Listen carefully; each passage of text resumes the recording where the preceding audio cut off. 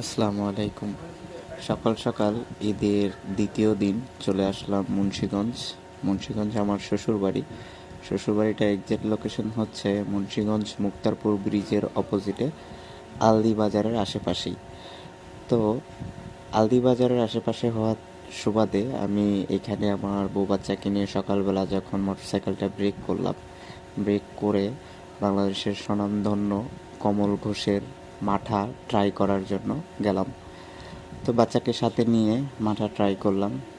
যতটা ইউটিউবে ফেসবুকে কমল ঘোষের মাঠার একটা বিখ্যাত নাম ডাক শুনেছি, আসলেই তাই। মাঠাটা অনেক অনেক সুস্বাদু।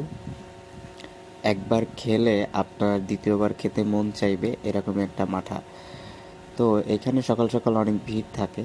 সকাল 5টা থেকেই শুরু হয় ওনাদের বেচাকেনা, বিকেল পর্যন্ত থাকে।